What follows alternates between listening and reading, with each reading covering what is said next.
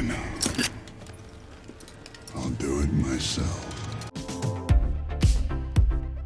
Hey, welcome back, Screen Crush. I'm Ryan Airy. Robert Downey Jr. is returning to the MCU as arguably the most powerful villain in all of the Marvel multiverse, Doctor Doom. And to defeat him, the Avengers are going to need a top-notch team of multiversal heroes to save reality in Avengers Doomsday and Avengers Secret Wars. And we think that we know exactly who will be the ace up the Avengers sleeve in their fight against Doom, and that is the Mad Titan himself, Thanos. Not crazy. Mad. And also, I got a special announcement to make. We are going on tour. Come meet me, Colton, and the rest of the Screen Crush crew at a city near you. Tickets are on sale now with the link in the description below. Our first show's coming up in Boston on November 14th, and tickets are selling out fast. So be sure to get yours as soon as possible, and I cannot wait to meet you guys in person, geek out about our favorite movies and shows. It's going to be a lot of fun. The Multiverse Saga has been all about choice, and how the choices we make can greatly alter the very fabric of reality. That's why we think that having the villain of the Multiverse Saga share a face with the hero of the Infinity Saga is a pretty brilliant idea. In many timelines, Tony Stark is a hero, but imagine a timeline where he took a very different path in life and became the multiverse's greatest threat. That's what we think we'll be getting with Doctor Doom, a Tony Stark variant who will have a very different approach to putting a suit of armor around the world. I see a suit of armor around the world. Sounds like a cold world, Tony. In a saga where Robert Downey Jr. can return as the greatest villain of them all, Thanos can also make a comeback as a hero. So we're going to break down how a rematch between these two legends could go down in Doomsday and Secret Wars, and why Thanos could be the key to bringing balance to the multiverse. Perfectly balanced, as all things should be. So we need to start by discussing why Tony Stark and Thanos were such great mortal enemies, and why they were both burdened with knowledge. You're not the only one cursed with knowledge. Tony and Thanos both knew that the world, as they knew it, was on a crash course with a disaster. Thanos was burdened by the knowledge that resources throughout the universe were limited. This universe is finite, its resources finite. If life is left unchecked, life will cease to exist. And Tony knew that Earth was a prime target for dark forces who would want to take what they had. A hostile alien army came charging through a hole in space. We're standing 300 feet below it. Thanos and Tony both had arguably noble intentions, protecting their way of life. Granted, Thanos wanted to commit genocide and Tony wanted to essentially implement a police state. Both of these characters in their own way were on a mission to save people. Now, in the main MCU, Universe 616, and in many other timelines throughout the multiverse, Tony takes a more noble approach and even realizes through failures such as Ultron that perhaps he was wrong in this approach. And then Ultron. And then we see him become a hero. While Thanos, on the other hand, often took a more villainous path. Thanos was certain that his way was the only way, and he viewed his actions as merciful. With all 6 stones, I could simply snap my fingers. They would all cease to exist. I call that mercy. But in the vastness of the multiverse, small, seemingly inconsequential decisions can change the entire trajectory of a timeline and its inhabitants. Now, we've talked before about how easy it is to imagine a universe where Tony Stark didn't become an Avenger, but became a character like Doctor Doom, or even a character like Thanos, a character who was so sure that he was right that he was willing to do anything to achieve those goals and prove their theory of achieving peace. Tony's time in that cave in the first Iron Man changed him forever. It humbled him. But you can also easily picture a timeline where his time in the cave emboldened him and made him even more certain of his weapons manufacturing, and this would make him want to eliminate threats before they started. I thought the punishment usually came after the crime. Doom will likely be a version of Tony Stark who took his idea of a suit of armor around the world and then dialed it to 11. And in a universe where Tony became a dictatorial tyrant who took away freedoms to assure safety, that version of Tony may have had the infrastructure necessary to protect Earth from Thanos' attack. And then he defeated Thanos before he could even assemble all of the Infinity Stones. Now, on the flip side, it's easy to imagine a timeline where Thanos isn't quite so villainous and strong-headed. A Thanos who shares the same goals of the Thanos that we know, a goal of ending things like starvation and the other consequences of overpopulation. But instead of taking the easy genocidal route, he instead embarks on a mission to save the universe through more philanthropic means. This would be a Thanos with a new mask, but the same task. New mask, same task.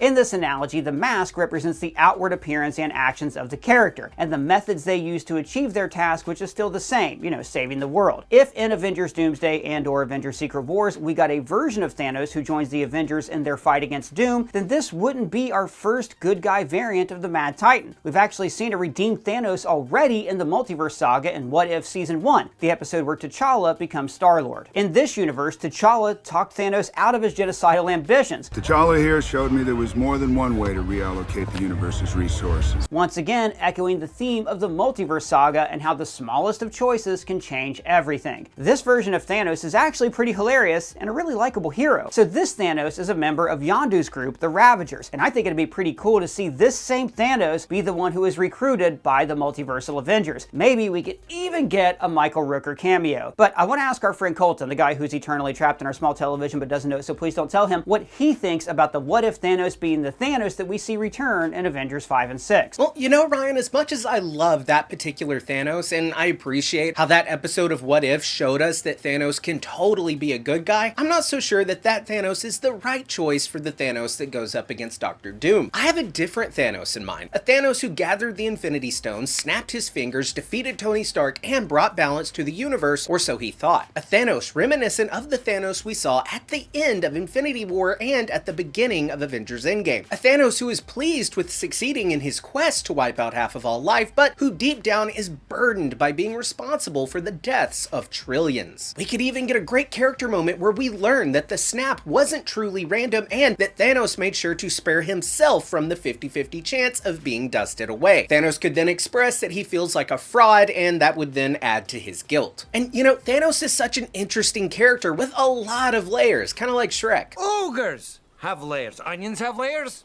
You get it. We both have layers. And I love that we got to see his character explored so deeply in Infinity War, but I want to explore this guy some more. Sure, he's tough and at times very, very cruel, but we also see moments where he shows compassion and remorse. He cries when he kills Gamora. He tells Tony that he hopes the world remembers him. He consoles Wanda after killing Vision. And he even admits to Nebula right before his death that he was too hard on her. Perhaps I treated you too harshly. My point is that even in our 616 Thanos, we can see a lighter half. Yeah, what about the Thanos at the end of Endgame? Oh no, that guy's a giant purple dickhead. But that's actually a great question, buddy. You see, that Thanos was from 2014, 4 years prior to the events of Infinity War. And honestly, there is something different about these two Thanoses. We've actually met that particular Thanos in Guardians of the Galaxy. And when I say that particular Thanos, I do understand that they are the same Thanos, just at different points on a timeline. But my point is that Thanos seems very different in Guardians and in Endgame, that 2014 version, compared to his 2018 version. So I think that there must have been something that happened between 2014 and 2018 that mellowed Thanos out a bit, because the version that we saw in Infinity War was way more calm, cool, and collective, softer spoken, and he just seemed more mature. So whatever it is that changed about Thanos between 2014 and 2018, I think is important character development that should be a part of the Thanos that we get fighting Doctor Doom in Avengers Doomsday and Secret Wars. You see, in Doomsday, we're going to meet a version of Tony Stark in Victor Von Doom that has become the very thing our version of Tony Stark swore to destroy. He'll be a tyrannical dictator who does awful things in the name of what he calls safety and for the greater good, just like our version of Tony's mortal enemy, Thanos. So you could argue that a Thanos who abandoned his genocidal plans would be the perfect antithetical reflection of this Tony Stark Doctor Doom. It would show us how the slightest change in the vastness of the multiverse can change the course of two characters, making them fundamentally different from the versions we know. So Ryan, like you were saying, the Thanos from What If could be the perfect fit. But to play devil's advocate, I do think that it would be important for this version of Doctor Doom and this version of Thanos to have a history with one another. Well, not specifically with one another, but at least with variants of the other. Like we already said, this Tony Doom character has probably fought Thanos and won by breaking all the rules that Tony Stark wouldn't and couldn't. So I think this new version of Thanos should have a history with Tony Stark, a Tony Stark more in the vein of the Tony we know from Universe 616. I want this new Thanos to be able to look Doom in the eye and tell him that he knows there's good in him, and that he, Thanos, regrets his actions in his universe. He regrets doing awful things for what he thought was the greater good. I want to see this Thanos tell Tony how much guilt he feels for what he did, and I want to hear Thanos confess to Doom that he was wrong. And we can see Thanos try to plead with Doom and tell him that there is a way back. And then on the flip side, we can have Doom tell Thanos that he too knew a variant of him, and he's grateful that his Thanos from his universe did what he did, because it gave Doom the push he needed to dispense with the niceties of being a hero and to make the hard decisions. Doom could tell Thanos that he actually admired that version of him that he fought in his own timeline. Thanos could say to Doom how he's already committed his monstrosities and it's too late for him to go back, but that for Doom there is still time. He can still change. Colton, those are all really solid points, and I think that you're right that Thanos really is the perfect character to represent the other side of the same coin that is a Tony Stark version of Dr. Doom. In the Infinity Saga, Tony and Thanos are just that, two sides of the same coin. They are both looking to save the world in very different ways, and they are both emboldened following their respective defeats. What do you mean? Well, after Age of Ultron, Tony stopped saying he wanted to build a suit of armor around the world. And then Ultron. My fault. Following Tony's defeat at the hands of Thanos, Tony says to Steve That what we needed was a pseudo armor around the world. Remember that? Tony temporarily fell back into his nanny state and peace through strength mentality, a side of him that we've seen in Iron Man, Age of Ultron, and in Civil War. In fact, I know we said that Tony Doom would be a Doom that defeated Thanos, but you know what? Maybe not. Maybe he's a version of Tony who was defeated by Thanos, saw half the world blipped away, and then took that as his sign that he never should have let his guard down, and that Thanos' victory could be what created Dr. Doom. And as for Thanos, he too has some self-reflection and thanked Tony for teaching him a lesson. I'm thankful. He thanked the Avengers for showing him that his plan wouldn't work, that people wouldn't accept it. Now, Endgame's Thanos took that as a sign to double down and destroy the entire universe. I know what I must do.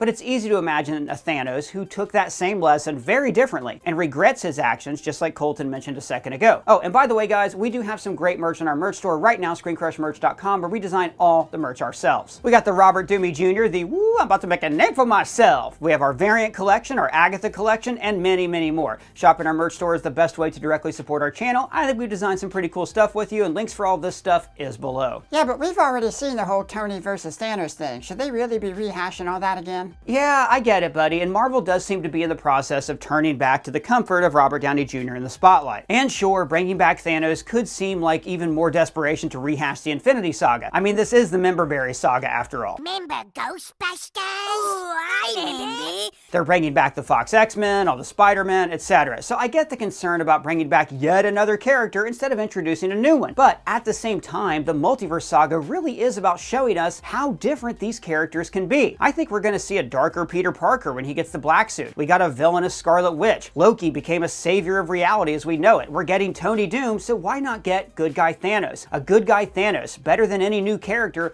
would show us just how far Tony Stark has fallen. Imagine watching Tony Doom and Thanos fight and then we're rooting for Thanos. That's the kind of turn on its head stuff that we want to see from the Multiverse Saga, and I think this saga desperately needs that kind of twist for it to work. Okay, so that's our thematic argument, but there's also a lot of really cool stuff that they could do that would also make it worth it. Number one, Josh Brolin as Thanos is absolutely brilliant. So getting to see him back would be great, and getting to see him take on a more lighthearted version of the character like in What If would also be a lot of fun to see. Plus, we'd get to see him interacting with the Avengers. I mean, imagine how entertainingly awkward that would be.